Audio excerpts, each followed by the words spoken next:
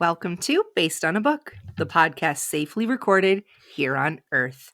I'm your host, Crystal, and I'm not a robot. I'm Keri. If a robot replaces me, it better keep my sarcasm in my 5 go-to Vine quotes. And I'm Lindsey, and I welcome our mechanical overlords. Oh, Lord. Well, this week we're covering the sci-fi classic I, Robot, the series of shorts written by Isaac Asimov from 1940 to 1950, and the movie in 2004 starring Will Smith. There is a ton to cover here because this book is 9 separate short stories.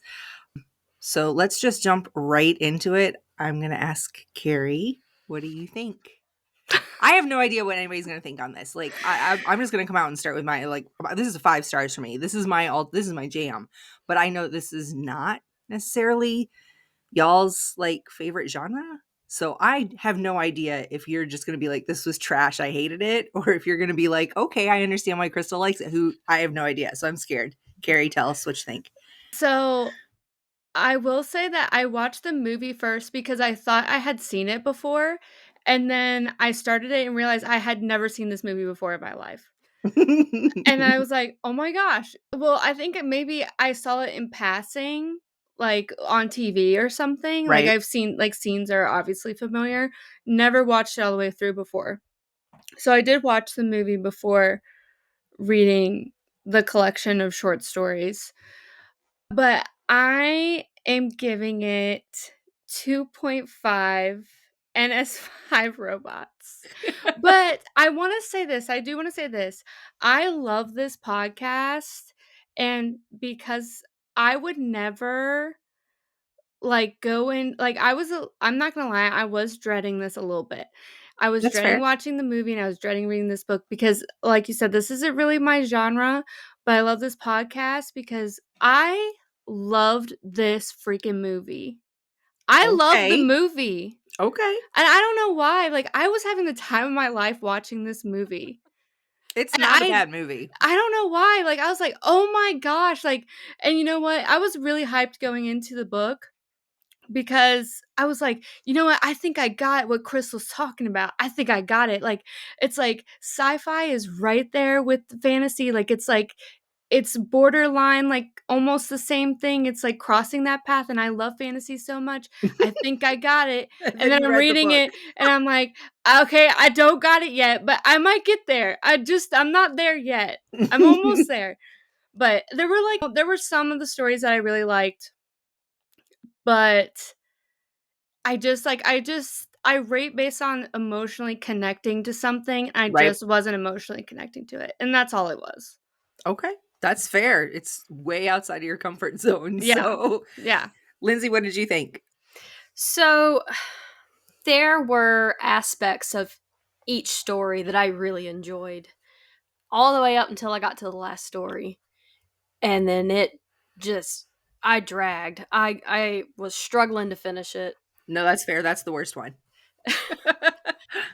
With that being said, some of the stories were really nerve-wracking. I think it's Escape.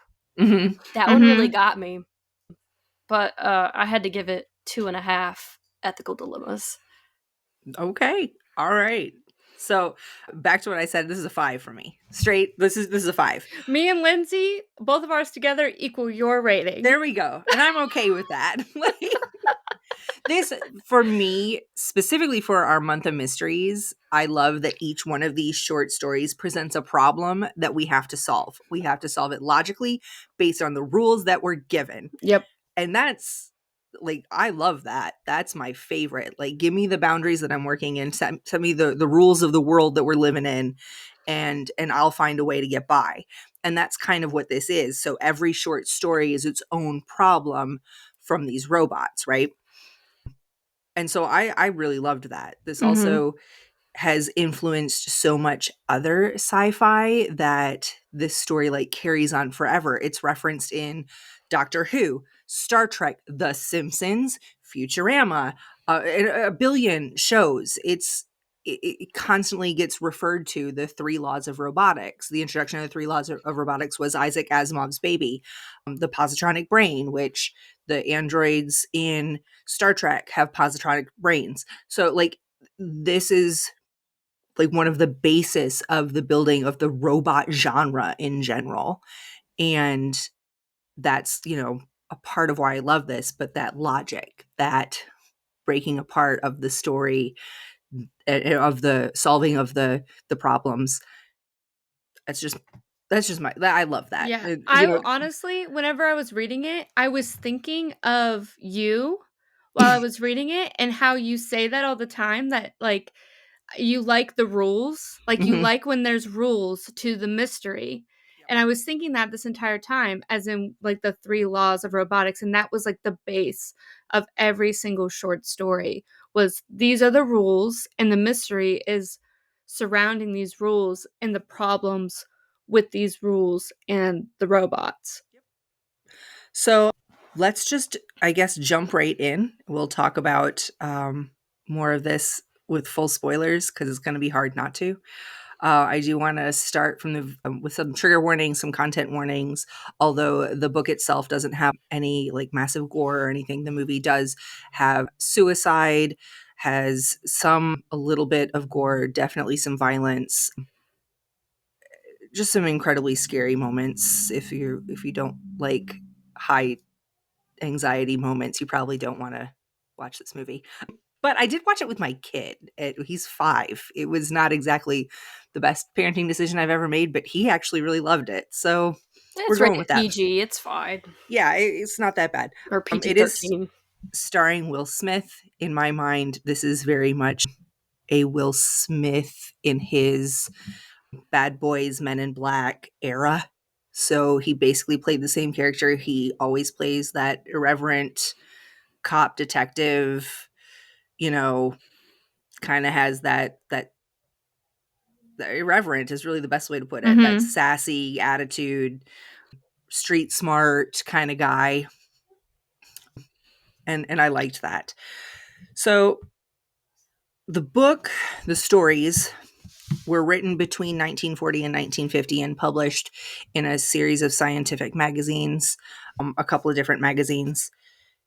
And the movie is a completely separate story from all of those stories. The movie is inspired by the short stories. It has a lot of the same character names. It has the same 3 laws of robotics, and it references some parts of the short stories, but for the most part is a standalone. It does not follow any of the short stories specifically, which I kind of loved. It Mhm. took that influence from the short stories into the movie, and I really liked that. So I'm not really sure how we should do this episode, honestly. Like normally we would do a breakdown of the movie and the book along the storyline, but I'm not sure that we can even do that. So I was thinking, unless you guys have a better idea, that I would do a quick rundown of each short, and we could talk about each short, and then we could move into the movie separately and talk about how that movie applied, or how the movie, you know, took from the different short stories. Does Yeah. that sound okay? Okay. And I think this is the first time we've ever done one where the movie and the book is so completely different that we can't really. Yeah, I'm, like, thinking of, like, War of the Worlds or something, but still, I It mean, it was completely different, right, and it kinda feels like the same thing where it's just taking, like, the concept right, Mhm. of it and then putting it in a completely different story, right. So, but so let's just start with the 3 laws of robotics that's super important to every single one of the stories. The first law is that a robot cannot harm a human or through inaction allow a human to come to harm. These laws, and that one in particular, are embedded into every single positronic brain before a robot even comes out of the assembly. Like when they're born, turned on for the first time, these 3 laws are the most important part of what they know. They cannot exist without these 3 laws. So that first one is the most important, the highest one. cannot harm a human or through inaction allow a human to come to harm. The second law is the robot must follow any task given to or command given to it by a human unless it conflicts with the first law. And the third one is that a robot must preserve its own existence unless that interferes with the first or second law, right? So it can't kill a human or harm a human. It has to do what a human says, and it has to preserve itself unless any of those laws cancel each other out. Now, we come to find out through some of these short stories that the way in which you, like the immediacy of the way you tell or give a command to a robot carries some weight. So if you tell them, go get a glass of water, and they don't do it because, you know, like they would have to shove someone out of the way in order to get there, and they can't shove a human. But if you like scream, like, get me some water, like you're dying without it, then they might shove a human out of the way to go get that water in order to save your life, right? So the weight behind your command does carry some weight with how those laws are interpreted within the positronic brain of every robot. So the book starts with a quick introduction of nameless, like, newspaper man, someone who works for a reporter of some kind, someone who works for the Galaxy Press or whatever. I can't remember what the thing was named, but he's interviewing Susan Calvin, who was the chief robo-psychiatrist for United States Robots and Mechanical Men. It's the year 2057, and she is 75 years old and about to retire.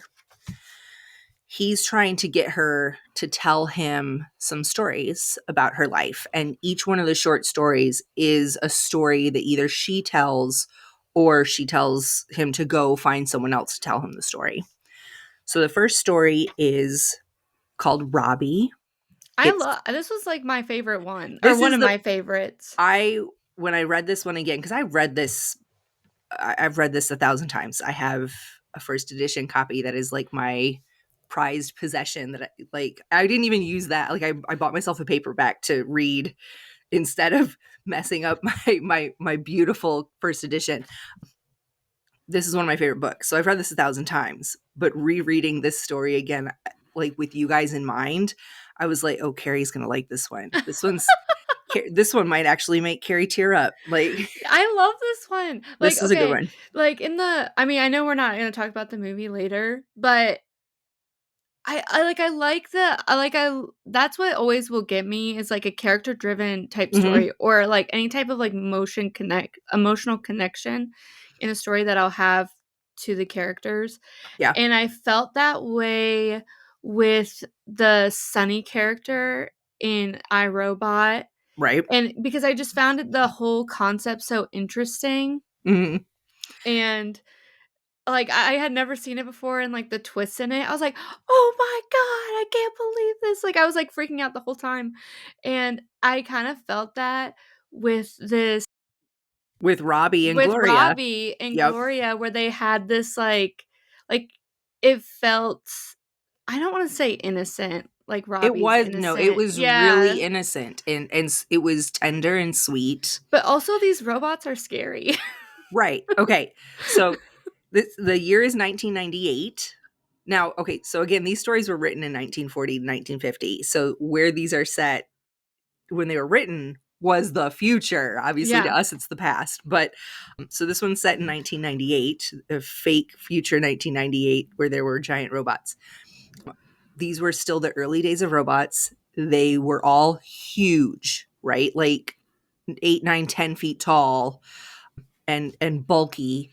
And they couldn't speak. They had not created the bellows that would create the voice of a robot. So Robbie can't speak, and he's one of the first household robots, and he lives with a family named the Westons, and he is basically like a nursemaid or a nanny to their 8-year-old daughter, Gloria. Gloria is precocious. But she loves Robbie. Like, they play hide and seek together. She tells Robbie stories, and Robbie loves to hear them. In fact, like, when she gets mad at Robbie, she tells him, I'm not going to tell you any more stories. And Robbie pouts. And in like the only way he can, because again, he doesn't have a voice, he slumps his shoulders. He's super expressive Yeah. without the use of a voice. And he gets really excited when Gloria, promises to play with him or to do things with him. He knows to kind of be scared of Mrs. Weston because she doesn't necessarily like having a robot in the house. She doesn't trust this. He really loves Mr. Weston because Mr. Weston is just happy as long as his kid's happy. It's a very sweet, innocent relationship between Robbie and Gloria. But Mrs. Weston, of course, says, we got to get rid of this robot. Like, the neighbors are talking. He's not safe. He could hurt our daughter. Why can't she just be a normal kid and have a puppy or, like, whatever? We got to get rid of this robot. And finally, Mr. Weston is worn down and they get rid of the robot. Gloria falls into a depression. She won't eat. She's hardly speaking to her parents. She's pouting all the time. She won't come out of her room. And Mrs. Weston gets it in her head that we'll take her to New York. We'll spend a month in New York. We'll all go together in New York City. And that, we'll take her to see all the sights, and it'll take her mind off of everything. And of course, it doesn't. Like, she goes, but in her sweet little 8-year-old mind, she thinks they're going to New York City to look for Robbie. And she tells her parents, like, I know why we're really going. We're going to look for Robbie. And of course, they say, no, we're not. Like, we're just going to New York. We're going to do all the things. They go to the zoo. They go to the museums. They go on tours. They do all the stuff. And at one point, they're touring a museum, and they have an exhibit of a talking robot. And Gloria sneaks away from her parents to go see this talking robot, one of the first ever talking robots. And it's not a robot the way she knows a robot, right? It's just this big giant computer, basically, that takes up a whole room, and that can compute answers to some questions. And she kind of breaks the robot, asking it questions like, do you know where Robbie is? He's a robot like you. And of course, this talking robot has never contemplated its own existence, and there might be others like him. So the robot kind of starts to fizzle out and crash just as her parents find her and say, where have you been? Why did you run off? And they take her out of there. Mrs. Weston has herself a nice little snit fit. What are we going to do about this kid? Mr. Weston says, I have an idea. Let's go tour the robot factory. And that way she will see they're just machines. There's no way this guy could have been your friend. He's just a machine. And so they go tour the factory, and they get into one room where Gloria sees a bunch of robots that look like robots like she knows them to be.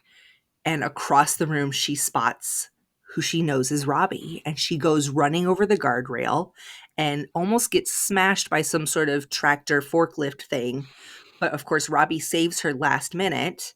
And the mom is like, turns to the dad and is like, you planned this. You knew he would be, you arranged for him to be here. And he's like, well, I didn't know it was going to be this dramatic, but. And I think there's like a comment or something about how the forklift or something is driven by a human. And Robbie is able to save her fast enough because the human's reaction isn't fast enough to stop it. But the robot's reaction's enough to save her. And there's like a comment about that. There's also the comment about, since bringing on the robots, there haven't been any incidents. There haven't been any accidents. And this particular part of the factory is fully roboticized. And there have been no accidents. But because of the labor unions, they can't fully roboticize and automate the entire plant. Sound familiar, folks? Yeah. I mean, honestly, watching the movie and reading this, I'm like, this is very interesting. That's a huge part of why I wanted to read this. Yeah. It's so relevant to today. Also, and sitting here watching the movie, it's, what is it, set in Chicago of 2035? Chicago 2035. I was like, oh, we only got 4 years. 10 years. Where's my robot? Yeah. My housemaid. Yeah. We're going to have robots charging in the other room. Right. So, of course, Robbie ends up going home with the Westons. And although we don't know for certain, because robots were banned on Earth not long after that, like 5 or 6 years after that, Robbie probably did have to be taken away from Gloria again. But at that point, she was probably older and would have understood. At least that's what they say in the story. We don't know for sure. Nobody went and asked her. The next short story, nobody went and asked her. I feel like, why didn't, like, as a reporter hearing this story, I would have tried to go find Gloria, right? Like, if you were a reporter reporting this story, wouldn't you have gone to find Gloria and follow up on it and be like, whatever happened to Robbie? Who's telling this story to the reporter? Susan Calvin. Is it okay? Susan's telling this story to him. Okay. So the next short is called Runaround. It's supposed to be set in 2015. So the fake future 2015 that's actually 10 years ago. This is gonna be the hard part. I wrote down all these dates. Yeah. We're gonna mess this up. And this story is set on Mercury, following two scientists, Powell and Donovan. They work for US Robotics, and they kind of like are the beta testers of like all the new robot models, right? And they're on a mining colony in Mercury that had failed the first time around, but they're there with a new model robot to try and see if they can get this mining colony operational. And this robot is called Speedy. And it's SPD-34, but Speedy. They send him out to a selenium pool to go get some selenium to power, I guess, their generators or something to keep the power going. And they know without that selenium, the station's not going to survive. They're not going to survive. So they send Speedy out to get it. It's 17 miles away, but he's Speedy. He's like legit. He's super fast. So they realize he hasn't come back yet, and they track him, and they can see that he's like making circles. So they have to figure out how to get him to come back. They can't reach him by radio because that's on the sunny side of Mercury, which means it would fry them. They don't have good radio signal unless it's short radio, but they can't go out there to him because they would die.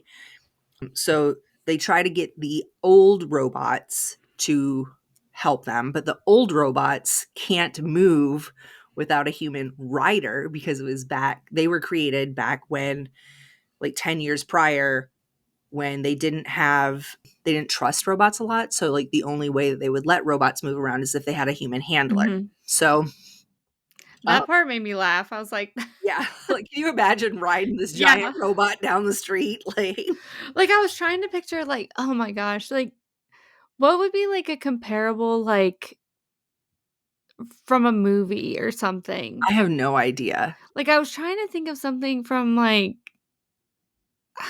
I'm gonna get roasted for this. Like I was trying to think of something from like Star Wars or something. No, like I get it, like because it's hard to imagine what these would have looked like as big as Thinking like Iron Giant. Yeah, that's kind of what I'm picturing. Oh yeah. Okay. But they're like huge. They're like 10 feet tall, and they have to like bend way down for them to climb up on them. And like their ears are long enough for them to use as like handles. Yeah. And they go really slow because, again, they were supposed to be safe. So the idea was slow and never without a human, right? So they get out there, and again, they know that Speedy's operating under the first three laws, and they realize that this particular section of Mercury is full of carbon, like they've sent him out to the selenium pool that has a pocket of carbon monoxide gas. And the carbon monoxide gas is going to rust the iron in Speedy immediately. And Speedy realizes that. So when he gets there close enough, the third law kicks in. He has to preserve himself. But then when he starts to walk away, the second law takes over, that he was commanded by a human. He has to follow that command. So he starts to go back. But then he realizes he's in danger, and the third law kicks in, and he keeps doing this loop. And when they finally catch up with him to try and order him to come back, he's speaking in riddles. He's speaking in Gilbert and Sullivan like songs and riddles. And he's limping and he's acting drunk, and they're like, he's drunk, and they figure out that it's because he has reached that point in his brain where one law is overriding the other, and then it overrides the other, and then it overrides the other, that back and forth, and it's caused a break in his synapses. Yeah. I So like that theme. Like, I like that that's the theme throughout all these mhm. stories is, like, basically there's, like, a glitch in the system, and how do we figure out that glitch in the system, and how whenever you encounter it, how are you gonna fix it, or what are you gonna do about it? And that's kind of how in the movie is too. Every one of these rules was not broken. The robots did exactly what they were supposed to do every Yeah. time. It was the humans who didn't interpret the situation the same Mhm. way the robot did. It Yeah. was the human who gave a bad command. It was the human who didn't have all the information before they gave the command. It was the humans who, so like, really through each one of these, the robots are doing exactly what they're Yeah. designed to do. Well, glitch in their own theory, I guess I should say. Exactly. So it was their own laws, it was their own rules, because like the humans wrote the three laws. You know what I mean? The humans are the ones who programmed the three laws into every single robot. Mhm. So they finally figure out that the only way to get Speedy to snap out of this weird balance between the second and the third laws is to force the first law on him. Make sure that one of them is in danger enough that Speedy has to act. Because again, that first law says, or through inaction, allow a human to come to harm. So one of the humans, and I don't remember which one, Powell or Donovan, wanders out into the sun, into the bright Mercury sun, to the point where he's only got a couple minutes left before the isosuit that he's wearing is not going to work and he'll get fried.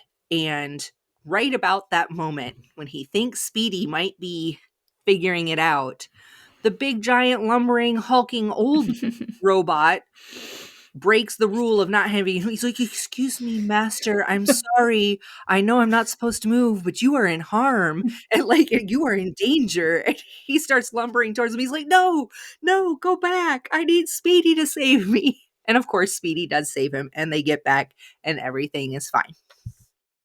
The end. The end. Next. The end. But not the end of Powell and Donovan. And I do love that all of these short stories are connected. So That's what I was gonna say. Yeah. you can read each one on its own and it'll make sense. But reading them together makes this beautiful story. So the next one is called Reason. And this one might be one of my favorites. It is Powell and Donovan again. They are on a space station. It's 6 months later. So 2015, 2016. It doesn't say for sure, it just says 6 months later. They're on a space station trying to set up the what's it called? Help me out here. My brain just Oh, I can't think. I can't. I didn't like this story. Oh, I love this one. Yeah, this was probably one of my least favorite ones. This is like my second least favorite. Obviously, the Really? last one's my least Lindsay favorite. and I are like, it honestly just left our brains after we know. read it. So they have Don't rely on us for this. I mean, this is the robot named Cutie, right? right, Yeah. QT. That's all that's what I remember. My notes are the cutie creates a new religion for that's Right. literally my note. So they're trying to like get some sort of beam, right? They're catching beams and sending these beams back to Earth, right? Yeah.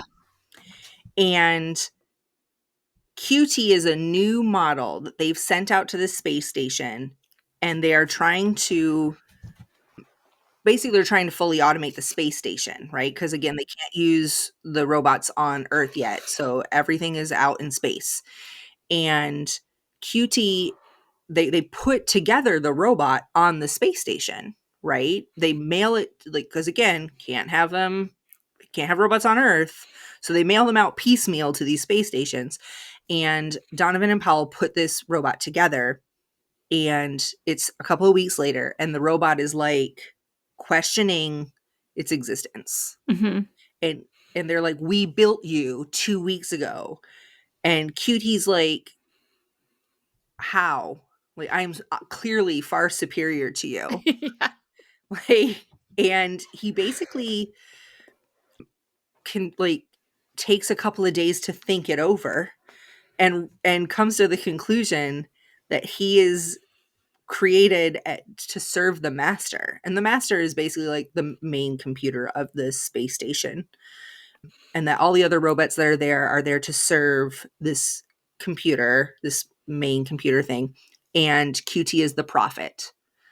And he convinces all the other robots on the space station to like serve him, to like we serve the master, the master is the mainframe, and they don't take orders from the humans anymore. And they basically lock up Powell and Donovan in their offices, and they're like, don't come down here. Don't do it. Not the Messiah. He's a very naughty robot. He really was, but I kind of love it because really, if you stop and think again, they designed this robot to only do this one task, to only do this one thing, to be the absolute best at it. And so what was the robot supposed to think?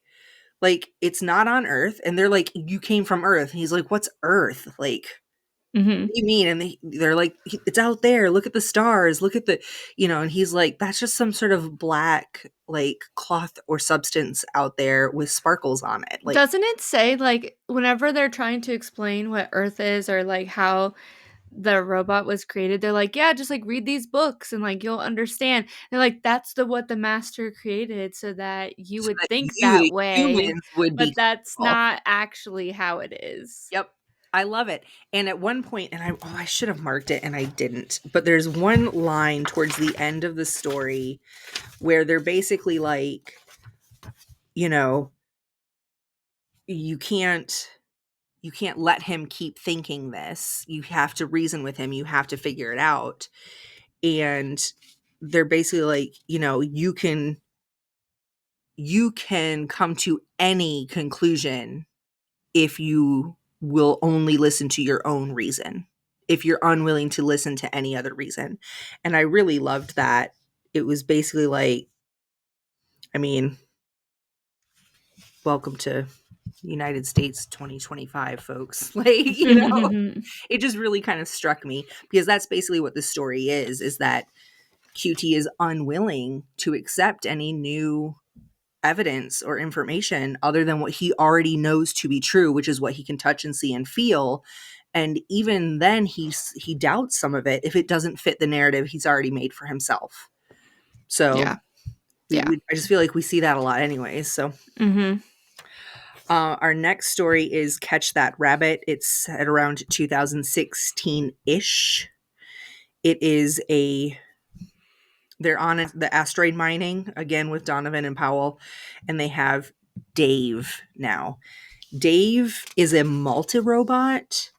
It's one robot that controls 6 other robots, and they call it a hand in his 6 fingers, kind of, right? And what's happening is every time they see Dave, they're there to observe Dave, right? He does fine. Him and his 6 there's 6 other robots, like they do exactly what they're supposed to do. They mine. But the minute they're not being observed, they do these weird random dances. They do this, like, I don't know, it's a very hard thing to explain, but they don't do what they're supposed to be doing and they can't figure out why. And when they ask Dave about it, like, why aren't you, what happened there? He's like, I don't remember, boss. I really don't know what happened. One minute we were mining, and the next minute I was sitting here and you were asking me what was going on. Come to find out that Dave's positronic pathways, anytime there was any sort of crisis, would become overwhelmed trying to control all 6 of the other robots. But it took them a long time figuring that out, including a cave-in. That they created themselves. That they created themselves. And trapped themselves in. Yeah. Donovan and Powell just get lucky a lot. There's no denying that. Mm-hmm. But now we're back on Earth with Dr. Susan Kelvin in the short story called Liar. And this one, I like this one. I was going to say, this one reminded me of Keri. I was like, this You is going know to me be so Keri's well. favorite because I'm reading it and I was reading it today because I read this last minute, just like Keri. And I'm not going to feel bad because Lindsay didn't watch the movie today until today either. So we all waited until last minute on this one. But I was reading this today and I almost like messaged you that like, oh my God, I bet you loved Herbie, didn't you? But I kept my mouth shut. I wasn't sure if you had read it yet because I knew you were waiting till the last minute too. Yeah. Okay. So Herbie, something happened in the manufacturing of Herbie. And it's 2021. So the fake future 2021 that was just 4 years ago. Yeah. And they're at the factory, at the US Robots factory. And it's Dr. Calvin and Dr. Lanning, Alfred Lanning, and then a couple other people that I can't remember, Ash, somebody, whatever. And basically, they have accidentally created a robot that can read minds. Mm-hmm. They don't know how they created this. Something happened during his manufacturing of his positronic brain that caused, they think, the positronic brain field to be able to read thoughts. And they don't know exactly how it works or why it happened. And so they either want to figure out exactly how it happened so that they can duplicate it because that's a moneymaker, or they want to make sure that it never happens again. They're not sure yet. Well, Herbie has decided that he doesn't really like nonfiction books, like educational materials. They keep bringing him like physics books and math books and robotics books and stuff. And he doesn't really care about that. He wants to read novels. He loves the emotional workings of people's brains. Mm-hmm. And like, what better to read at that point than novels? And because this was in 2021, I like to think he was reading Akachar. But Maybe.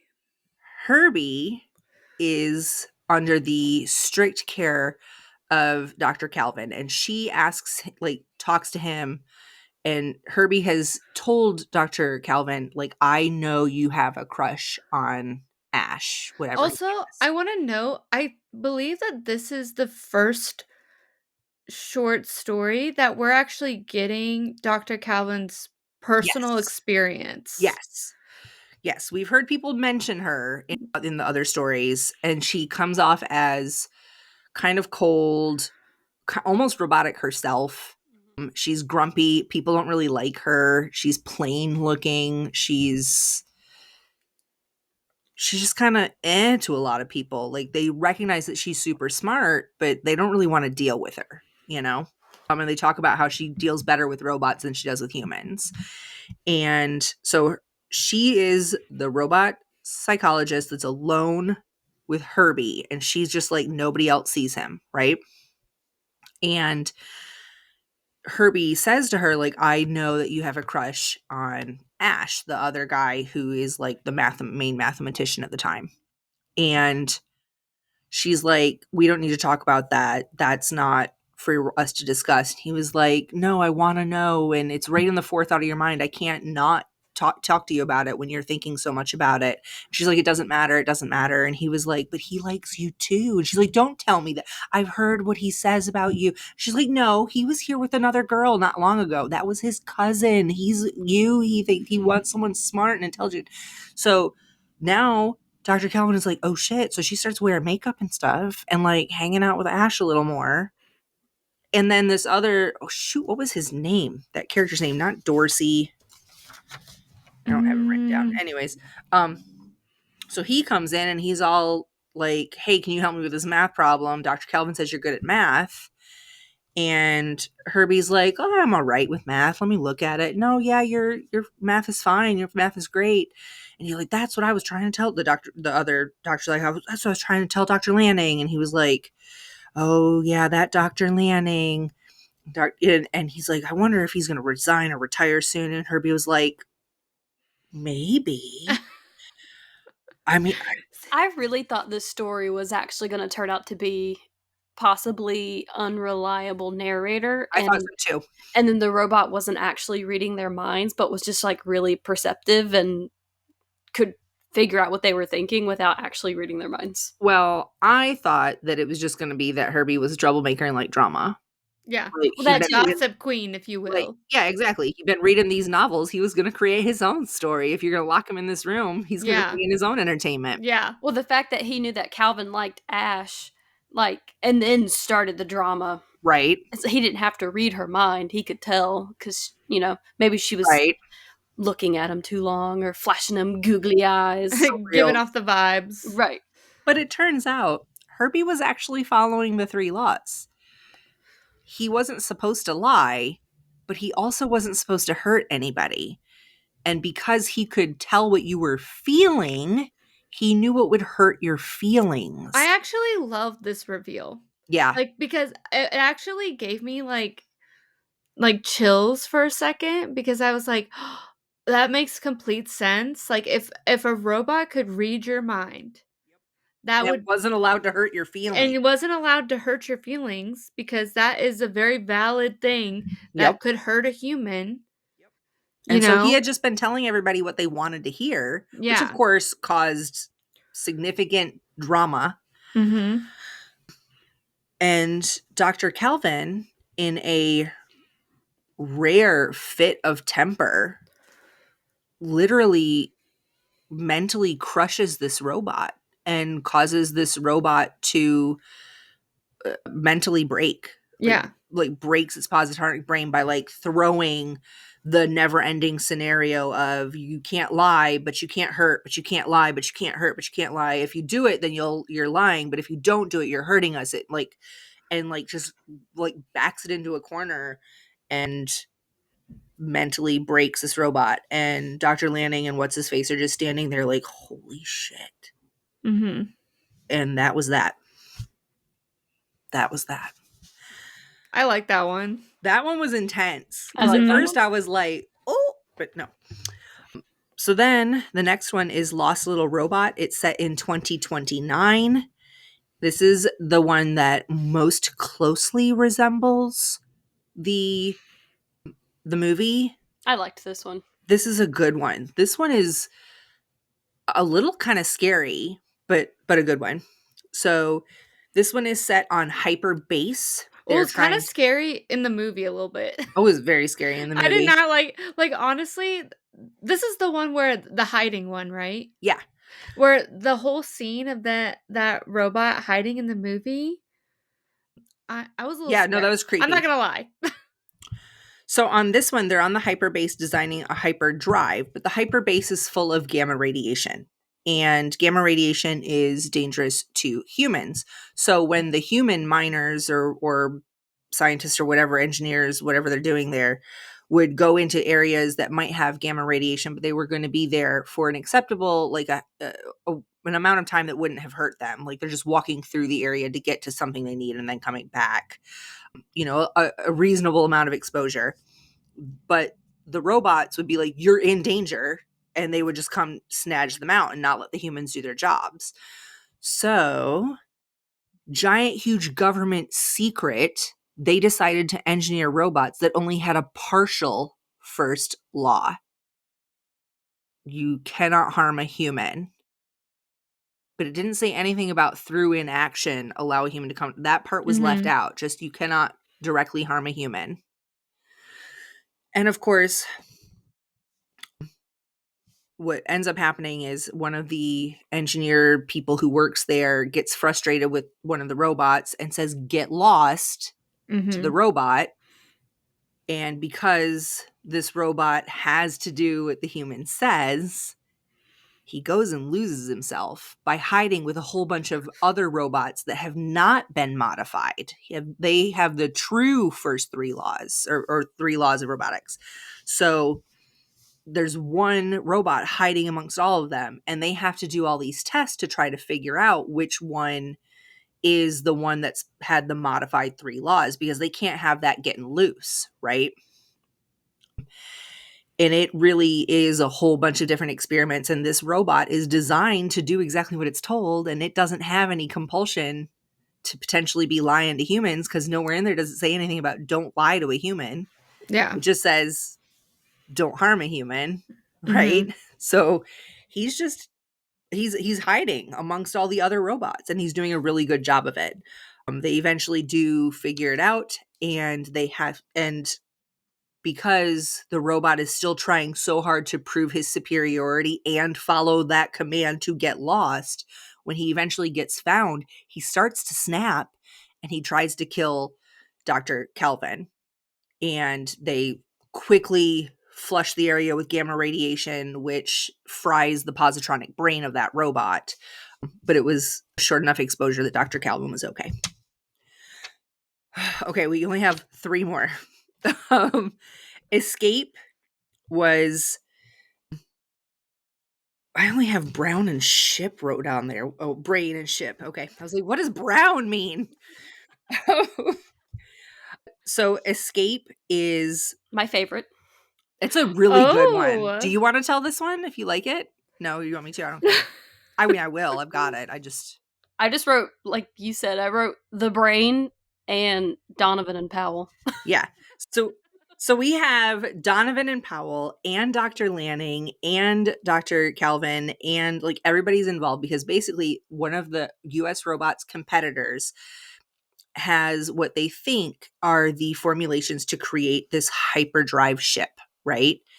But when they fed it to their supercomputer, the supercomputer basically snapped. And so they figure what happened is there was something in the calculation that potentially could have harmed a human. And so that computer just fried itself rather than do that, I guess.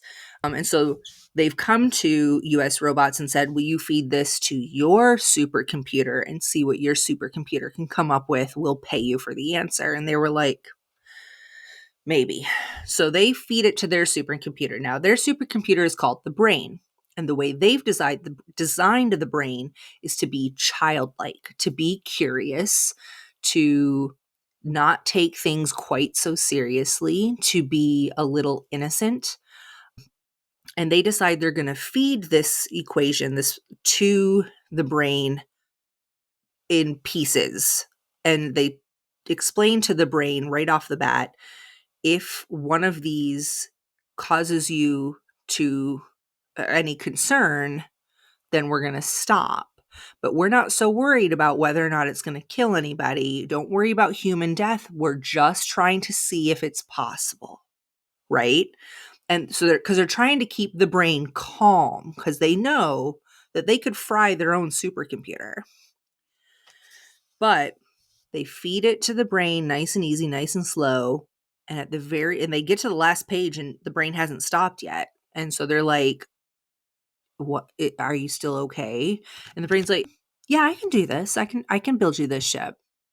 And so they have the brain build this ship. All the while, Dr. Calvin is like, something's not right. Like, nobody talks to the brain but me. Like, if it killed the other computer and this computer's saying, no, it's fine, then something's wrong.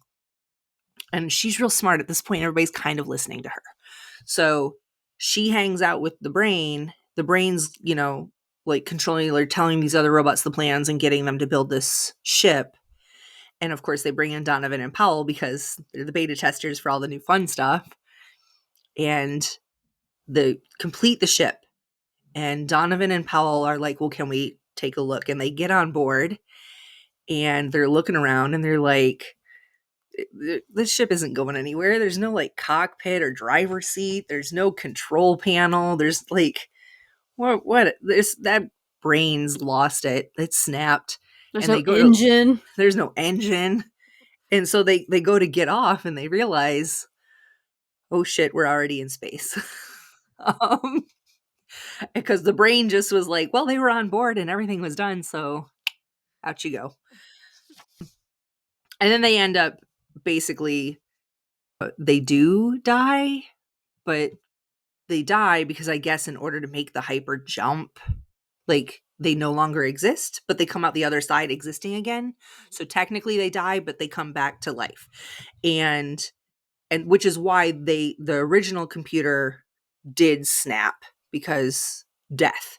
Humans died. That's a problem, whatever. But because when they originally told the brain, we're not really worried about that right now, we just want to see if it's possible, and they made it sound like it wasn't that big of a deal, the brain was able to actually go ahead and go through the entire process and get it finished. So yeah. Also, the brain was slightly snapped by it, like a little, and started using humor as a coping mechanism. And so some of the things that happen on the ship when it goes to hyperdrive, like they had plenty of food, but it was all beans and milk. And milk. Beans and milk. And like they had everything they needed except for no showers.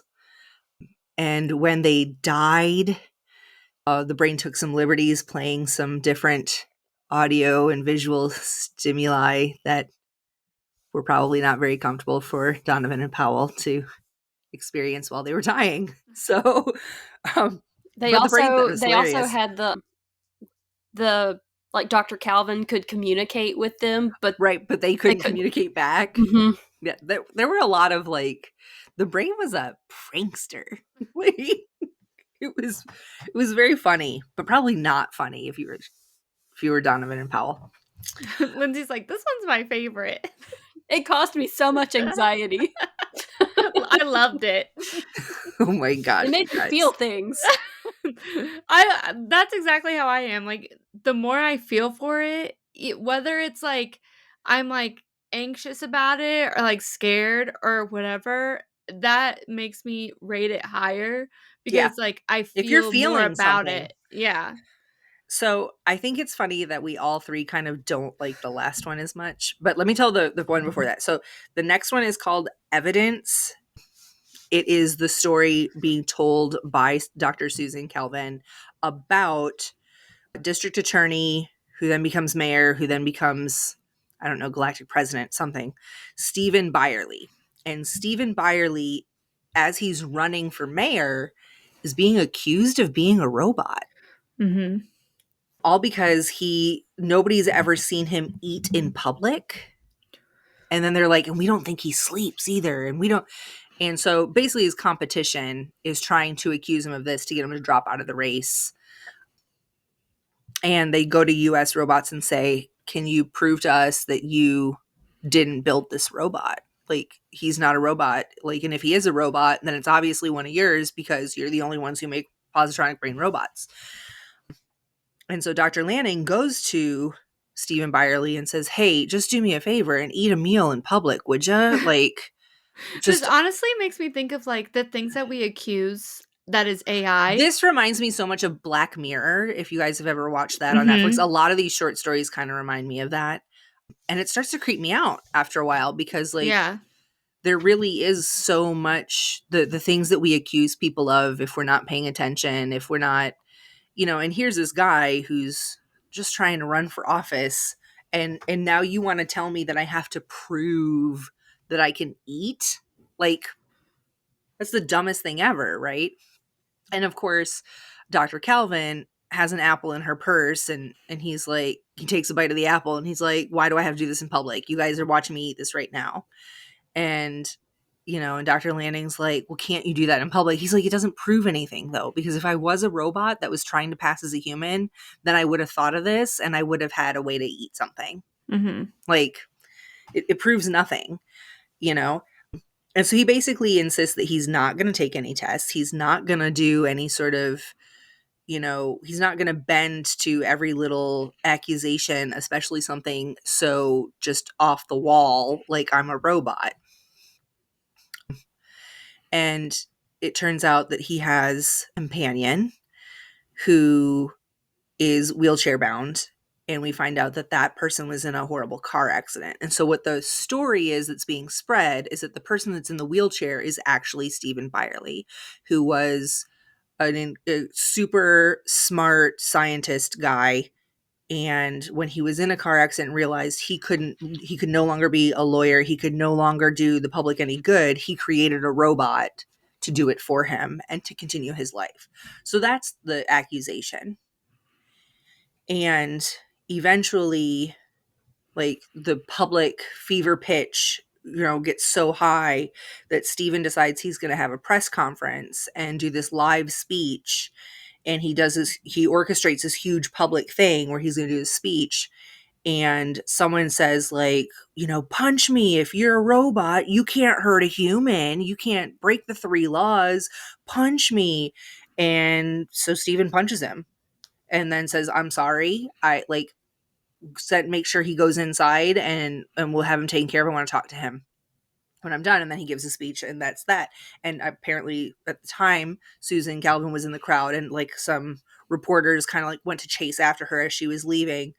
And they said, what's the verdict? What's the verdict? And she says, not a robot, or something like that, and leaves off. But she kind of alludes to the fact, like back in present day when she's talking to the reporter now, she kind of alludes to the fact that maybe he was. There's, he could have orchestrated that whole thing and not actually punched a human, but just punched another robot, for all we know. Mm-hmm. And she said that she went back and spoke to Byerly and even Yep. said that to him. Yep. And I kind of really loved this. I really loved that she says, I kind of hope he was a robot, because robots have to do those 3 laws. And if our politicians were held accountable to those 3 laws, we'd live in a better world. And I really liked that. I really liked that she kind of, I'm not going to sit here and say I want robot for president. I don't know any good robot. I don't know any robots. Like my Roomba, like Roomba for president. Like, Not hey, Roomba for country. president. No, I don't want no robots for president. I mean, I don't know.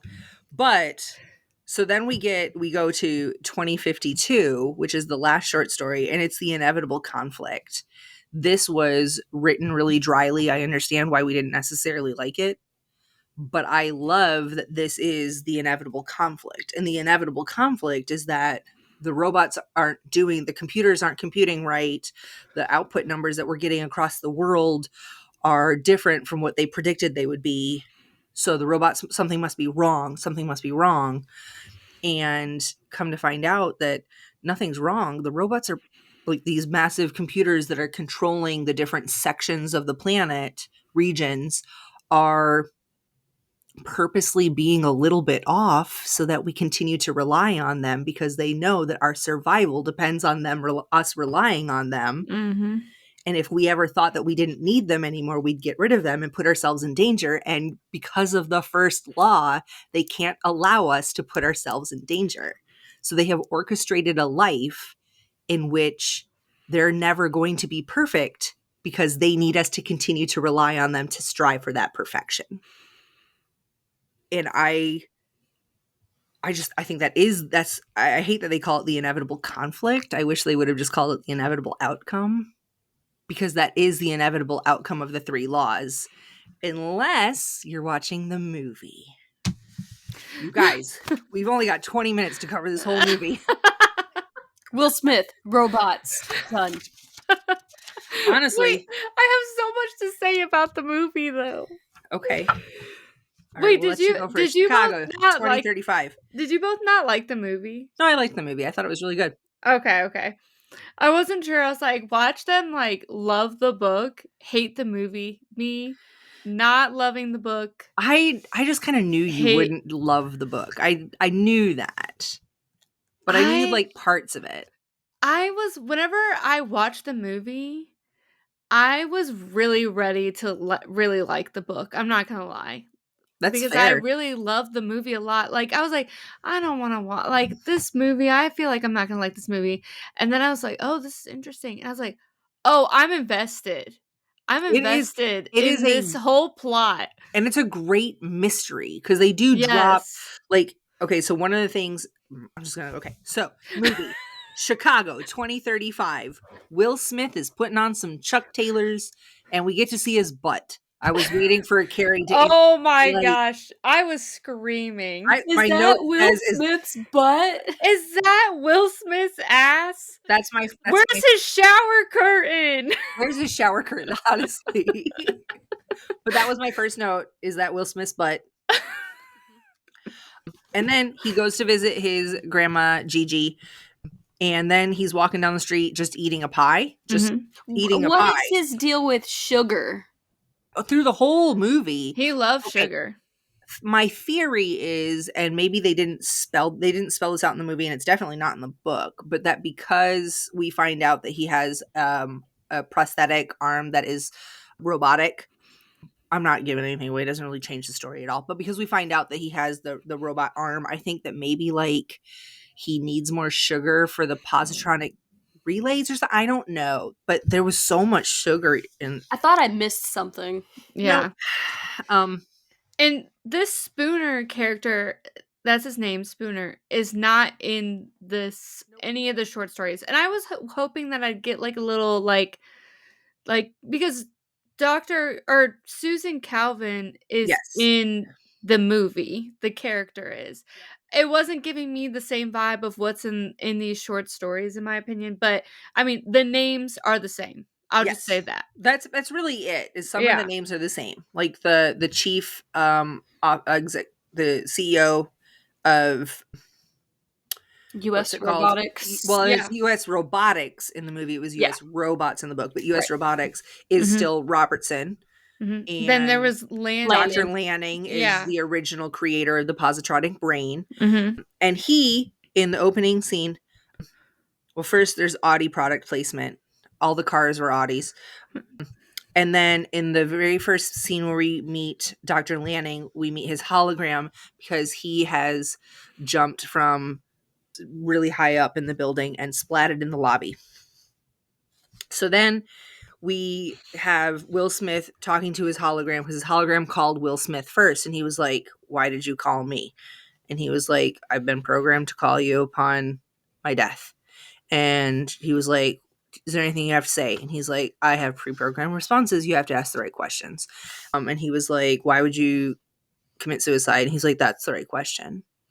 Program And then- terminated. Program terminated. terminated. Yeah, and it's like, that's all you were designed to say? Well, also that happens like another time too. And it's like, Yes. and that's the right question. I love that. I don't know why. That was a it's good one. So then he goes up to visit Robertson and be like, "What's going on up here?" And Robertson's all like, "Well, the NS5s, which are the nesters, which were in the Lost Little Robot." Yeah, Little Lost Robot. Yeah. Those were the Nester 2s. So now we're in Nester 5 because it's 2035 now. And Will Smith's character hates robots. all of this. Hates everything about robots. He doesn't trust robots. He doesn't at all. And he makes it known. He has a big like attitude about it the entire time. Everybody knows he's the guy who hates robots. Yeah. So Robertson's like, the NS5s are about to launch. We've got a whole bunch going on here, but it's a horrible loss, And he's like, "Well, I want to see his office." And he was like, "Why are you investigating if we know he commits suicide?" And he was like, "We don't know he commits suicide. I want to see his office." So then they get Susan Calvin and they go to the office. And while they're on their way there, he's like, are there cameras out here? And he's like, "Oh yeah, the whole building's wired with Vicky." And they show the like blue lights running through the whole building, which is hardware. And I guess this is supposed to be the brain. It's like the central intelligence of US robotics. And you know what? And I literally during that moment, they're like, "Yeah, Vicky." I think they say Vicky's like always like listening or something like that. They say a comment, right? And I was like, "Oh my gosh, that's just like I won't say her name. It starts with an A because she's listening right now." And I said her name, and then it turned on, and I was like, "See, thank you for proving my point." Yeah, we don't. Yeah, they're always listening. Always listening. But they get into Lanning's office and they find a copy of Hansel and Gretel. And so he kind of snatches that. And he's going to take that with him. Spooner's going to take that with him. And then he's like, "That was safety glass. Awful hard for a little old man to bust his way through safety glass, don't you think?" And she was like, "Well, he figured out a way." And he's like, "Unless someone else was here." And she was like, "Nobody's been in or out. You saw the footage." And he's like, "Then they're still in here." And of course, that's when we got a runner. A robot jumps out of the thing and kicks the gun out of Will Smith's hand and goes flying through the window because he's a robot. He lands and he's all gonna run. And Will Smith is shooting at him and manages to like nick his leg, which was some line of fluid or something. And so now he's leaking as he's running. And they decide to go to the factory because Susan Calvin, Dr. Calvin, is all like, he's injured, so he's going to want to repair himself. He's going to go to the factory. So they go to the factory where there's a room full of robots. It's not freaky at all. Which is And like that one scene in. This reminds me of that one short yeah, the story. lost little robot. Yeah. Lost robot. And Will Smith is like, you will comply. And they were all like, will comply or whatever. And he was like, one of you isn't supposed to be here. Which one is it? And they all start yelling, one of us, one of us. And it's like, okay, here we are. But then Will Smith shoots one of them. And so the NS5, that's the one they're looking for, kind of like peeks his head out like, oh I crap. hate, like, literally what that part. Well, he's like pointing his gun at one of them, and he's just like sitting there with his Yep. gun pointed at him, and then he sees like out like from the corner of his eye the guy, like the little thing, like he's like peek out the back, and then all of a sudden all hell breaks loose, and I didn't like that at all. Nope. I didn't like that. Nope. And so the robot runs and Will Smith is chasing him, and the robot goes to like pry his way out the door, but the cops are there and they stop him and they throw a net on him and they catch him and they take him to the police station. They're going to question him. And this is, my note says 6 ninjas ain't stopping this robot, because this robot's just sitting at the table with like 6 like ninja. They just look like they were like full blackout gear Like with SWAT their team. eyes cut. Yeah, but they had like cloth over their heads and their eyes. Like, Yeah. what are you doing, guys? Like, come on. You can be a SWAT team without trying to. That was just weird to me. Also, that robot could have kicked all their asses. Yeah, they could. And then, so Spooner convinces the police chief to let him sit in there and talk to him for just a few minutes before the U.S. robotics guys And the police get there. chief is like so over Spooner. He's like, He's oh like, my god, you and your like robot beef, like Exactly. we're over it. So he ends up getting in there and he sits down with the robot, and the robot's all like, my name is Sonny. And he's like, oh, you have a name now. And this is Will Smith gives this little speech about like, you know, the robot had said something like, I was dreaming or whatever. And he was like, well, can a robot make a great work of art? Can a robot write a symphony? Can a robot? And he starts talking about these things that like, can you genuinely create something? And even Sonny has to admit, no. And even Sonny's like, can you? Yeah, he's like, can a human do it? And then Sonny drops this one, and it broke my heart. He says, you have to do what someone asks you if you love them. And so that kind of, A, he has feelings, right? B, like, he obviously loved someone and had a really nice, like, deep relationship bond with someone. And C, we know he did something, like, because he had to. I just want to say, I think his name's Alan Tudyk, who is the voice of Sonny. Yes. I love him so much. Alan Tudyk is probably my hero, just period. He's in so many things. He's Hey Hey in Moana, the stupid bird. He's Captain Candy in Wreck-It Ralph.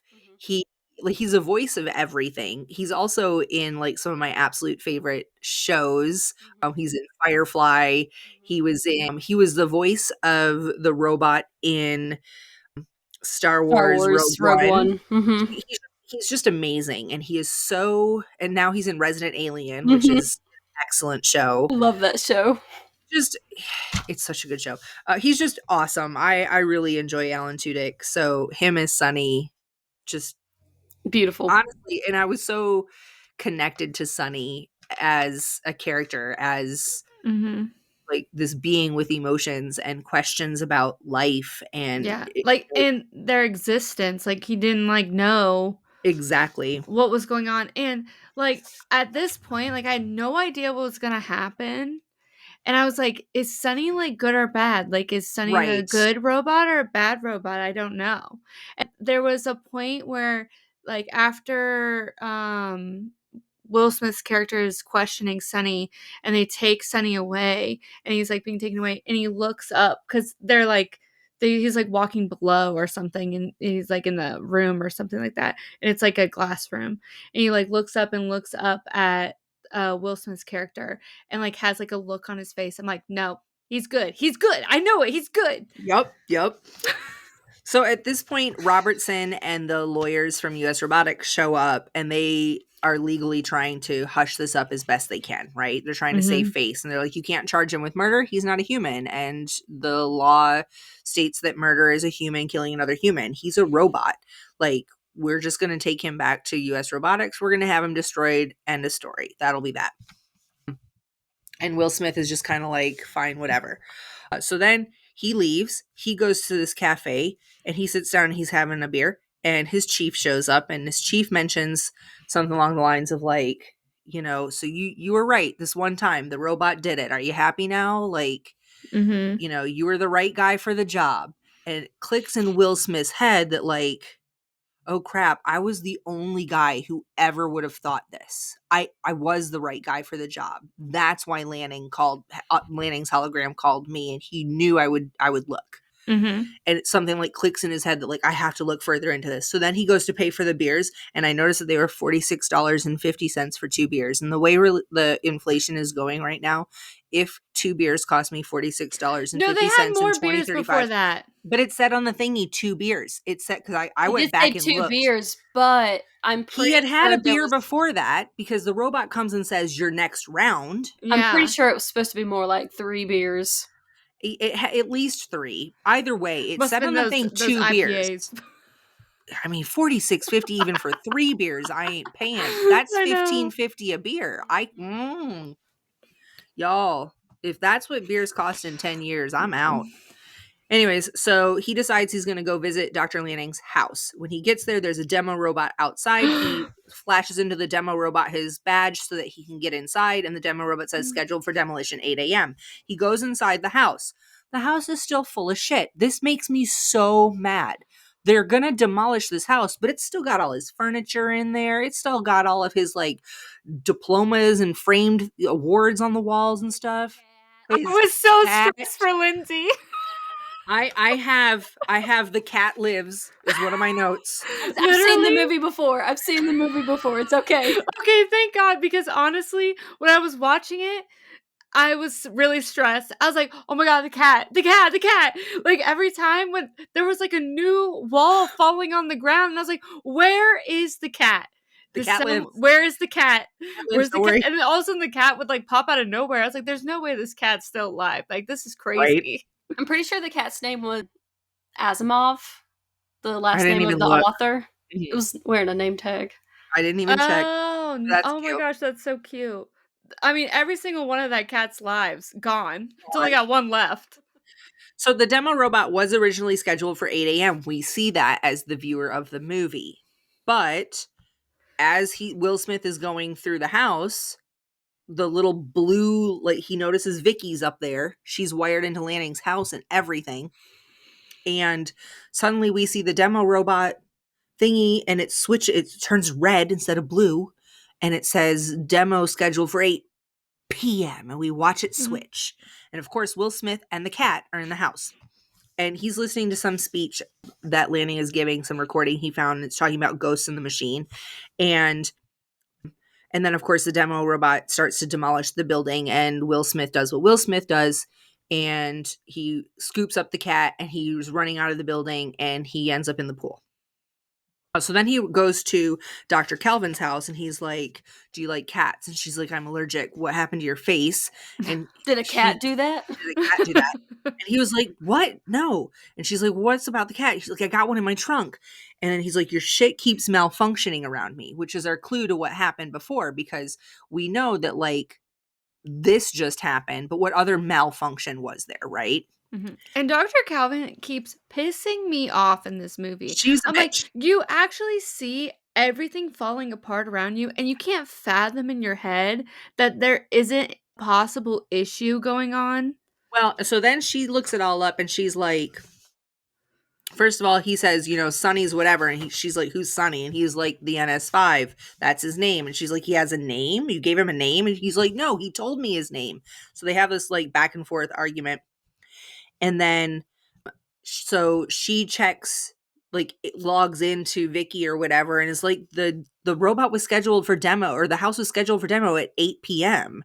And he was like, no, it freaking wasn't. And so like there's already this, like, they're trying really hard to establish, whoever our culprit is trying really hard to establish Will Smith is unstable. Mhm. And they're doing a great job. Yeah, he's it was freaking more and more frustrating. unstable. So her personal NS5 is there, and he's like, I don't want to talk around that thing. And she's like, it's doing its uplink. It's not even listening to you. And it's Yeah. like, little red light is on. And she's like, we were watching TV. I'm like, first of all, ain't nobody gonna catch me sitting on the couch right? watching TV with my personal robot. I mean, maybe. I don't have anything else to do.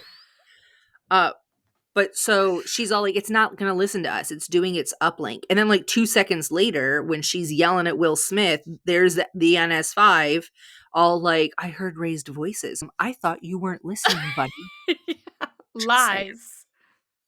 So then he goes back home, and we wake up the next morning, and he wakes up with he was having a bad dream of like being underwater in a car. And my worst fear in the entire Abso-freaking-lutely. This is literally my absolute worst fear ever. Abso-freaking-lutely. So then he wakes up, and he's like holding his gun. He was like sleeping with his gun in his hand. No. That is not okay. Absolutely not. And then he puts it to his head too. Yeah, and then he's like, stop dreaming. Like, what? Weirdo, don't do that. No, ew. So then he goes to Gigi's, and he's taking the cat to Gigi's, and the cat's going to stay there. So the cat is okay. I was very concerned. I was like, where's the cat? Is it still in your trunk? Like, Right. what's going on? First of all, driving somewhere with the cat in the trunk. I know. That upset me. At least it was an Audi. It was a nice trunk. Yeah. Anyways, so he goes to Gigi's, take care of the cat or whatever, and he's eating another damn pie. And suddenly he's like, this pie is good, Gigi. And she's all like, I'm glad you like it. You can come out now. And a robot comes out of Grandma. And she's like, I won it in the lotto. Oh, you just happened to win a robot, huh, Grandma? Mhm. Grandma of the robot hating cop? Whatever. He said the robot came out of Grandma. Came out of Grandma's closet. Well, bedroom. I don't know what room it was. Anyway, so she birthed the robot there. I mean, she kind of did. She was like, you like that pie? You can come out now. You come out now. The robot comes out of Grandma. Comes out of Grandma. Comes out of Grandma's living room. But I don't know where he was hiding. He was like hiding. Anyway, so he gets all mad, like, you got to get rid of that robot. And he goes to leave. And she's like, you're covered in crumbs. I could have followed you all the way to school with the trail of crumbs you left. And it like clicks in his head, Hansel and Gretel, trail of breadcrumbs. Lanning's leaving me breadcrumbs. And he thinks to himself, I gotta look into some stuff, right? Mhm. So then we kind of flash back to US Robotics, where Dr. Calvin is talking to Sunny because she's going to run a diagnostic before they kill him, decommission him. Yeah. And so like Sunny's kind of talking to her, and you can kind of see in her head that she's like, oh wait, this one's different, right? Mm-hmm. Then we flash back to what's his face, Will Smith, to Spooner, and he's driving in the car, and he is requesting access to Lanning's personal files. And Vicky says, because like he's a cop, she's like, you have access to restricted files. Hold on while these are downloaded. Would you like to listen to some music or whatever? But then we flash to Vicky notifying Robertson, you were asked to be notified if anyone requested access to restricted files. And so like, oh. And then we're back to Spooner driving down the road, and the robots in the big trucks come, like the distribution trucks with all the NS5s come, and they like block, there's two of them, they like block off Spooner. Which was absolutely it was terrifying. So insane. Like the way that it blocked it off, the truck is going sideways. Right.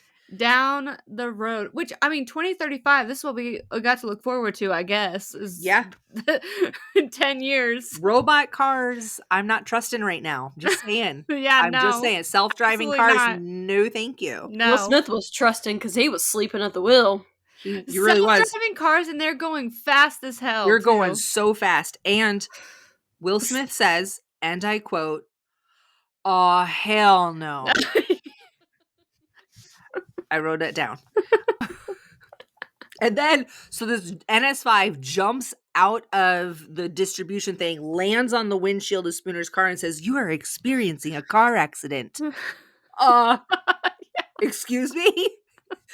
And so basically, they all come out at him like spider monkeys, and they are just attacking the car, and the car is going crazy, and he whips the wheel on the car to like make it spin to like fling them off, and everything starts to explode, and it's just crazy. And then he gets out, and like everything stops and everything's on fire, but he gets out of his car and he realizes he ruined his shoes, which are Converse All-Stars from 2004. He said vintage 2004. You can still buy those now, buddy. Just and I don't think they'll be gone in 10 years. They better not.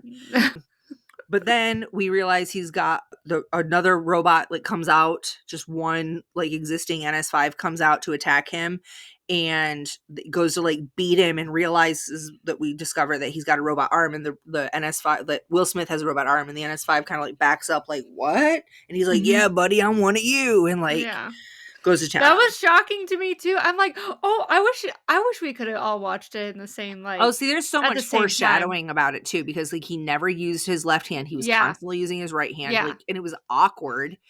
The ceiling fan in his house only has one blade spinning around the whole time, which was weird looking, but also the one-armed man. So there were a handful of like hints here and there. I did not catch, like, I literally was like so shocked by it. I was like, oh my gosh, like, and then when Gigi was like, robot, like, I was like freaking out. And then when Gigi was like, "That I saw that good doctor died. He brought my baby back. He was a good man." Like, yup. So then the robot hears cars coming, sirens coming, or whatever, and like goes and suicides himself because he doesn't want to get caught. And then when all these cops show up, they're like, "You were driving by yourself. You weren't using the autopilot." Because there was like a cleanup crew that happened right after this whole fiasco. And everybody's like, "What happened, Spooner?" And he was like, "The robots." And they were all like, "What robots?" It's so like gaslighting. The gaslighting is real.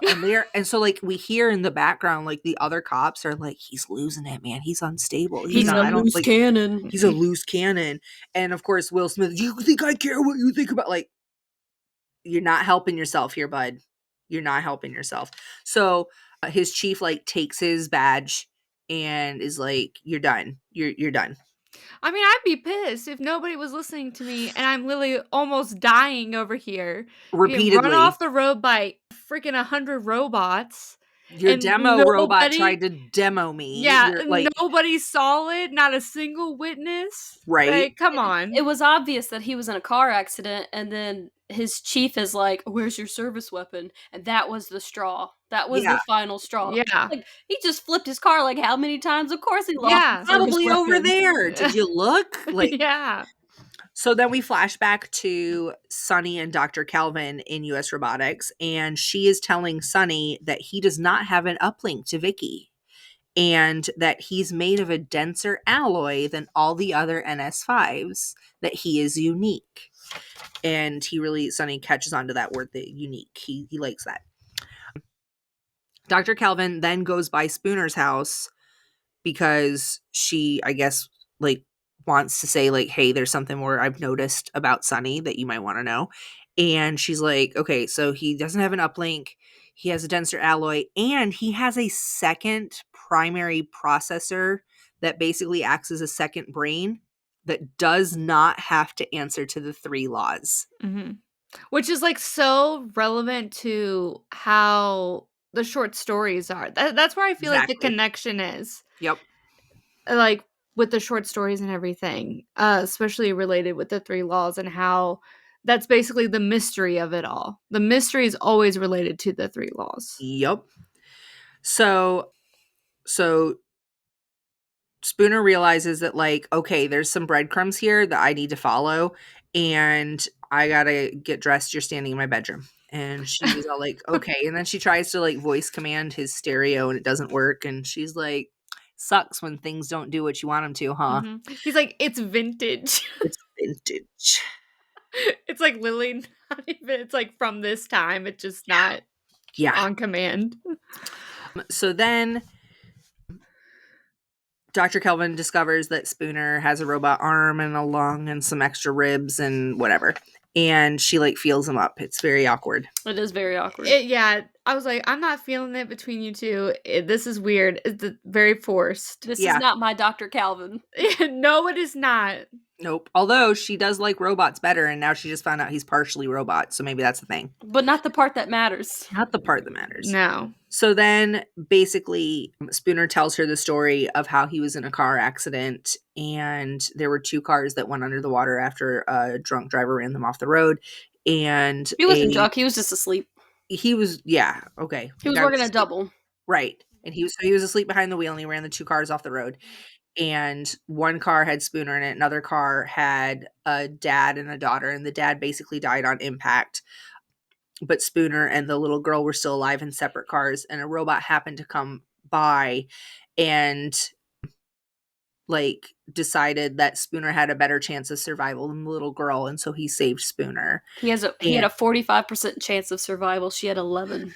And he's really mad about that because he feels like a human would have known to go after the girl. Yeah, because he was begging the robot to go after save the girl. Save the girl, save the girl. And he says a human would have known better. And that's he was like, that's why I don't like robots. They have nothing in here. And he was like, in no his heart, soul. no soul, no emotion, no nothing. So then Spooner thinks that Lanning was locked down so tight that he couldn't tell anyone what was happening. He could only leave breadcrumbs, and that he thinks Sonny's dreams are the breadcrumbs. So they go find Sonny. He gets into the building and Sonny draws what he's dreaming. And he was like, no, I can't create you a beautiful masterpiece, but I can at least show you what I was dreaming. And he tells him about his dream at what is like the dried up Lake Michigan, which is not dried up, thank God. We got 10 more years to go, guys. Don't screw that up, please. But then, of course, Robertson realizes that Spooner's in the building, and he's like, no. So security takes him upstairs, and Robertson's just an absolute jerk. He's all like, this guy's been suspended without pay. Like, he's not a cop anymore.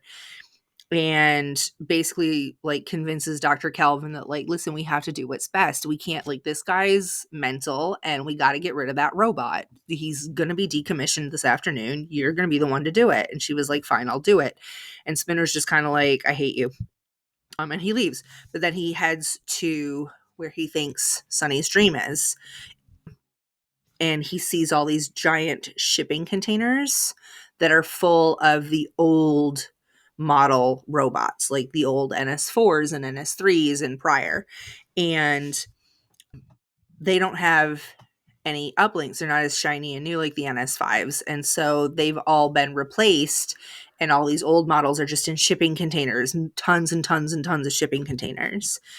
In the meantime, Calvin is decommissioning Sonny. I was like, no, not Sonny. I was like, not the nanites. That's, I know. Because nanites are used all the time in so much freaking science fiction. It's not even funny. But they're basically tiny little robots that go in and destroy things. So that's what she's going to do to Sonny.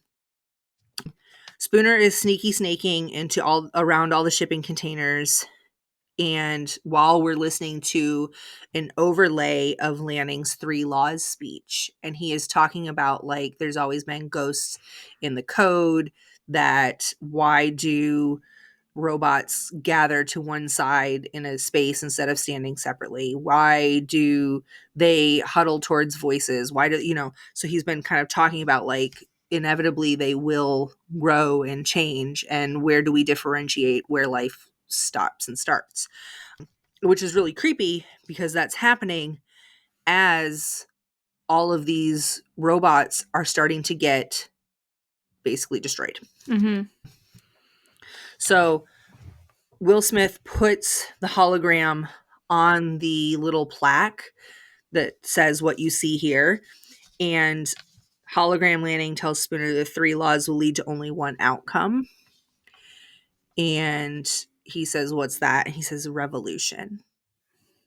So yep, the NS5s begin killing all the older models. Spooner calls Calvin and tries to say like the NS5s are killing the older models, the like something's going on, whatever, but she's in the shower, so he's saying it to her machine, and her NS5 shuts the machine off, and she notices, and she's like, who is that? And he was like, wrong number. So like now she's like, oh shit, Gigi's NS5 has trapped her in the house and won't let her go to her prayer circle or whatever she was going to go to. And But they're all turning like a different color. they're all turning red Yeah. because of the uplink. And then all the NS5s, like all the big the distribution trucks, like are like coming out on the streets, and all the NS5s are getting out to like take over and roll out on Chicago. And Chicago's resistance, led by Shia LaBeouf. I was gonna say we never mentioned a Shia Do we LaBeouf even cameo want in here. to? Do we even want to though? Either Shia LaBeouf plays Shia LaBeouf, he cares too much and he needs to go home. Like that's it. So Chicago says no, and they start fighting back. And all the robot cars shut down, so like there's gridlock. Does this sound familiar? Mm-hmm. Spooner and Calvin make their way to US Robotics. And then Wait. I have a funny comment about this part. Okay. I laughed so hard. Okay, so Spooner is trying to protect Shia LaBeouf's character from being attacked by one of the robots. Yeah. And Dr. Calvin is like has the gun, like she's given the gun because they're riding on a motorcycle for some reason, whatever. And so she has the gun and she shoots at the robot, and Shia LaBeouf freaks out and he's like, she just shot at you with her eyes closed. Yeah. And that part literally sent me to orbit. I was like dying laughing. Just the She's way that he orbiting. said it. The way that he said it was hilarious because she She literally just shot at you with her eyes closed, Spooner. Like, yeah, because literally her eyes were closed and like she's shooting the gun and it just like flies up in the air. She's like not. but then can't she even was go like, through. it worked, didn't it? Yeah, like you're okay, you're alive, aren't you? Damn. For real. So then they get to US Robotics, and Calvin's like, or Spooner's like, how are we going to get in there? And Calvin's like, I have a guy on the inside. And then, of course, she reveals that she didn't actually kill Sonny. I love that part so much. Then she's like, it just didn't feel right.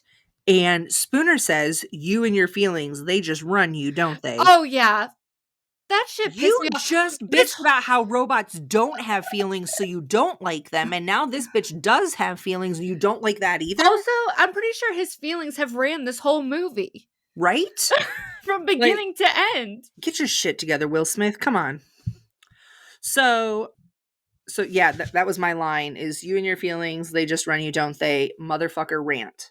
That's yeah. Like him and his feelings have ran the movie from beginning to end. Yep.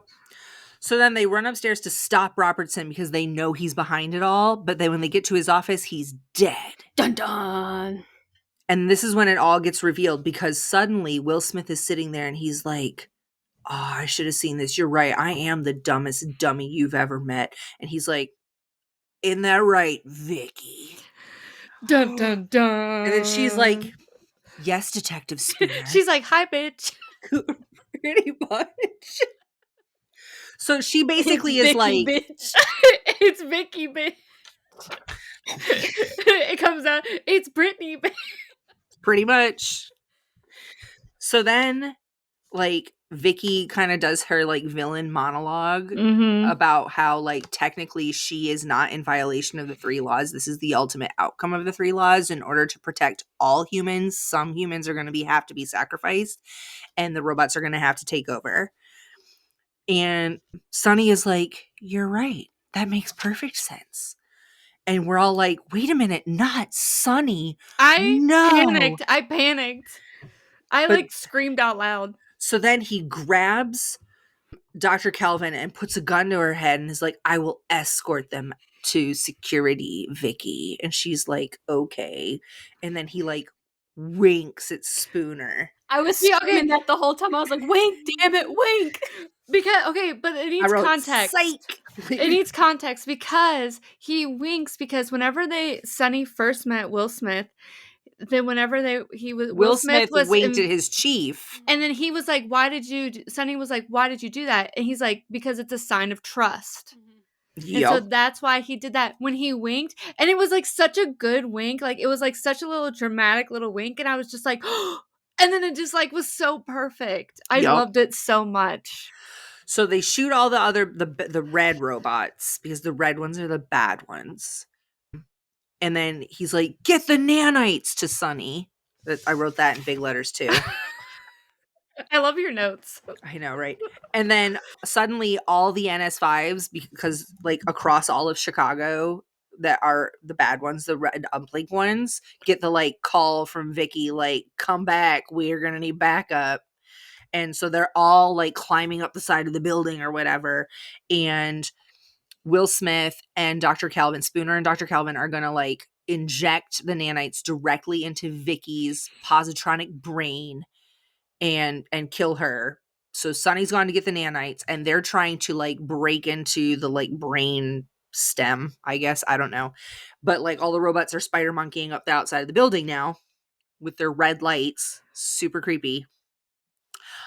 And then Sonny's running down the thing, and Vicky is all like, "You can't deny my logic. My logic is infallible." And Sonny's like, "You're right. It's just kind of heartless." And like, he's like, "F you, dude."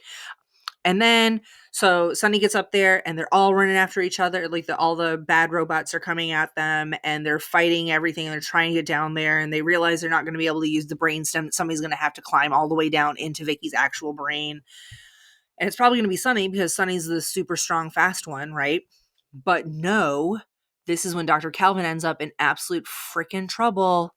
And Spooner yells, "Save the girl," to Sonny. And Sonny's like, "But the nanites." And Will Smith is like, "Save the girl." And so Sonny throws the nanites at Will Smith, who catches them midair and then like uses his robot arm to like drag himself down Vicky's brainstem. That's all I can think of to call it. Yeah. And I was getting dizzy this whole scene. it was wild. Which I feel like this whole scene was supposed to be like what Will Smith's character hates about the robots was like this whole scene about like the car accident thing where it's like they don't have a soul and they picked me over the girl because I had a higher survival rate or whatever. But he told the robot to go pick Calvin, even though it was maybe not, best for like the whole point of what they were doing. Circle. It was for the better for everybody. Yep. For like them, it was the better thing to do to save the person. So Sonny saves Dr. Calvin. Will Smith kills Vicky with the nanites. And everyone lives happily ever after. Yeah, pretty much. He's like, pretty much. "Calvin, save me, damn it." Yeah, exactly. Because now he's just hanging out on this dead brain and suspended in the middle of the building. Yeah. So I mean, I liked that it wasn't exactly like it's nothing to do with the movie, but it's also like everything to do with the movie, the book. Yeah. Like it kind of I love it when books and movies are different enough that I can enjoy them both completely separately. Yeah. I love that. Yeah, like I wouldn't necessarily say it's like backstory to the movie either. It's more just like extra material about the content. That's what I would probably say. That's what it is. And I really loved it. I love them both. So final verdict? I mean, you know what mine's movie. I love that movie. The movie's really good. Mine is pick one of the short stories that you think you might really like and then watch the movie too. Yeah. And we went through these short stories fast. So there's plenty. If you think that you might have enjoyed one, trust me, we did not give it away. Go back and read it. Yeah. And they were originally not meant to be read, like start to finish. They were meant to be read a little bit at a time. They were published over the course of 10 years, folks. Yeah. So I think they would be a little bit more enjoyable too if you had a little bit more time to think between them. It's also why it took me 10 years to read them. That's fair. That's fair. But don't get me started, little Miss valid. Turn of the Screw. True. War of the Worlds. Yeah. Okay, all right. Valid. So that brings us to our question of the episode. which I told you guys a couple of days ago. So hopefully you thought of some answers, because I have not. What are some tasks that you would love to hand over to a robot? And what are some tasks that you would never trust to a robot? Lindsay, what you got? I mean, I got the basics, do my laundry, do my dishes, but let me do my reading and let me do my art. There you go. Robots Yeah. don't take my art. For Yeah. real. Carrie, what you got? I said, okay, so a big daily task would have to be making my food, but I needed to look at my historical data Right. and predict what I'm going to be in the mood for. Like, I needed to be like, Carrie is going to start her period in 3 days, so we need to have a Kraft mac and cheese done at 3 p.m. today. Like, I Yeah. need you to know what I'm going to be in the mood for and make the decisions for me. Like, I don't want to be like, I want this day, because I don't know what I want. I Yeah. need you to know what I want based on what I've wanted in the past. That's Good what I answer. need. Good answer. Good answer. And what I don't want you to do as a robot, I wouldn't want it to like consume media and give it to me, whether it's books, movies, whatever, or news, whatever. Like, I wouldn't want that to happen. Like, I'd want to consume my own materials myself. I get it. I think I'm kind of with Lindsay on the don't take my art. I don't want, like, I love vibes. I love vibes, whether Yeah. it's art or just a color palette or the design of a room or music or anything like that. Your Like creativity. that, whatever that creativity is, I feel like there's not a robot in the world that could ever match the vibes that humans can create for each other. And so I don't ever want to see that come to pass. But yeah, if we could get that robot that like knows us well enough to know what we want to eat so that I don't have to think about what I want to eat, I want one of those. Mm-hmm. I'll take that. And especially if it's going to cook for me, because Yeah. Can you imagine? oh, it would be so good. That would be so great. That would be so great. Yeah. Well, that wraps it up, folks. Another super long episode brought to you by Based on a Book. We can't help it. There was a lot of material here, but we really hope you enjoyed it. This brings us, I think, next week is what the wild robot. So that will Continuing be the robot theme. the robot theme. I'm excited. So yeah, don't forget to follow us on social media. We are on Facebook, Instagram, TikTok, Blue Sky. Don't forget you can watch us on YouTube. You can listen to us anywhere you find your podcasts. Please subscribe, follow, leave us a comment or a review. All that interaction really does help. And don't be afraid to reach out and gab with us sometime. We love hearing from you guys. And don't forget to join us again for the next chapter of Based on a Book. Bye.